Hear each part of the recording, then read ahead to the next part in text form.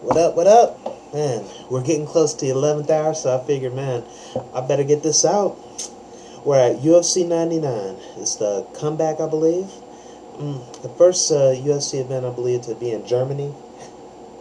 This is a very, very intriguing card. It doesn't pack the hype of, say, like a UFC 92. It isn't kind of like blah, like a UFC, what was it? 93? No, it wasn't 93. Anyway, the one that was in the last one in England. This is a very intriguing card because it packs all these, at least when it comes to the, sorry, to the main card. All of these matches are just very important matches. They feature, returning champions, superstars that are, searching for them glory days again, and a whole bunch of breakout fights for upcoming prospects. You're going to see a whole bunch of title contenders, not a whole bunch, but a couple of title contenders come out of this, and this is going to be a very, very, starting point for some good cards in the future for the UFC, at least in my opinion. Of course, headlined by a catchweight fight of 195 pounds between former middleweight champion Rich Ace Franklin and former Pride middleweight champion, that's 205 category, Vanderlei the Axe Murderer Silva. This is a very interesting fight. Both of these guys are switching divisions. Vanderlei dropping down and Rich Franklin moving up, and they're meeting in the middle at 195. It's like they're both leaving the door and they're meeting right there, and some guys got to move. This is a very important fight for both guys. It's a very crucial fight for Vanderlei Silva. He's coming off a vicious knockout loss to Quentin Jackson, and Rich Franklin's also coming off a loss to Dan Henderson, a very close split decision loss. Vanderlei Silva, much has been talked about. Does he have the chin to really, is his chin shot? Has he taken away too many punches? Can he find that glory that he once had in Pride? Can he recapture that stride in the UFC middleweight division? Since this is a much more natural division for him. If you can make 185, you should probably be at 185, unless they crash the division like I suggested. But anyway, he's fighting at a much comfortable division if he can make the weight. This is a good test for him, not only physically, but also, competitively against probably the second best middleweight in the world with Rich Franklin. Rich Franklin, of course, is getting away from that division because he can't defeat the champion Anderson Silva, and is just trying his hand at the light heavyweights. And it's also a good test for him because he's going against one of the most famous or one of the most dominant fighters in that division ever, in Vanderlei Silva. This is going to answer a lot of questions. Can Rich hack it against such a violent and rushing striker as Vanderlei Silva? Because the dudes, they call him the Axe Murderer. He comes at you guns a-blazing. How is Rich Franklin going to deal with that? We're going to see. And can Vanderlei Silva, he's once known for great recovery from hard shots, being able to keep going, but he's just been getting shut off a lot. But at the same time, you get hit by Quentin. You get hit by Dan Henderson. You get hit by the Crow Cop left high kick. He's also fighting. That can knock just about anybody out, shut off. But, it's like Vanderlei Silva, it's just hard to really gauge him because for several years this guy was defined by an aura of invincibility. This guy was just one of the most feared fighters, one of the most violent fighters around, and just no one seemed to be able to stop him. Now people are just stopping him left and right.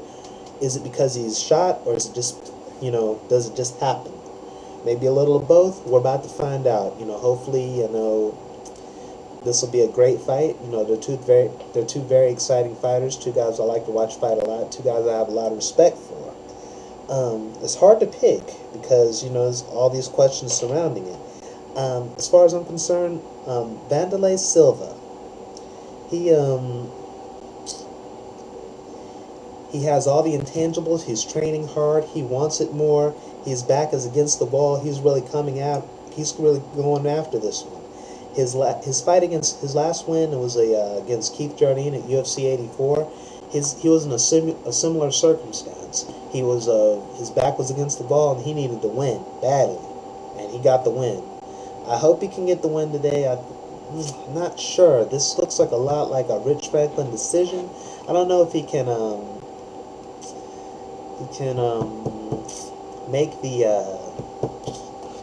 let me see. I don't know if he has enough power to just knock Vanderlei cold out, but I think he may have enough to keep him at bay. However, I was kind of worried about the Dan fight because Dan, at least in the first round, he was able to really find Rich's chin with that with his right hand. You know, it's kind of, you fight Dan Henderson, there's only one thing coming striking wise, and he was able to just really get Rich right there.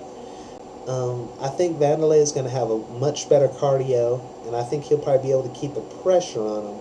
So there might be I think this might go to distance, or it might at least go to the third round. I think Vanderlei Silva, if it stays striking, which they both like to do, I think he can really win this fight because Rich Franklin will probably stand up just a little too much for him, or he may just be able to back out, you know, kind of like Bisping did against Levin. But we'll see. I'll go with Vanderlei Silva because I'm rooting for him on this one. So we'll just see how that goes. The other fight is the co-headliner. It's going to be Chet Congo versus Cain Velasquez. Cain, he's like 5-0. He's a great wrestler. He has heavy hands. The dude's an animal. This is going to be a tough one for Chet. Chet Congo, of course, you know, he's a real great striker. You know, he's been working on his ground and pound. You know, he's good at taking people down, and he's a finisher. He just tears people's heads off when they're on the ground. You saw that Mustafa Al-Turk fight. It was just one of the first times I ever seen where droplets of blood were just hitting the camera. It was gross. But that's the kind of stuff that happens when Steve Mazzagatti refs. But anyway, going into this fight, as a big-time wrestler, I don't think he'll be able to take Cain Velasquez down. So, you know, Cain's a big-time wrestler. Real good guy. It's hard to take down. He might himself get taken down, and if he's taken down, you know, as you saw in his fights with Carmelo Moreno and Heath Herring, he's like a turtle on there. But I'm pretty sure he's been working on that.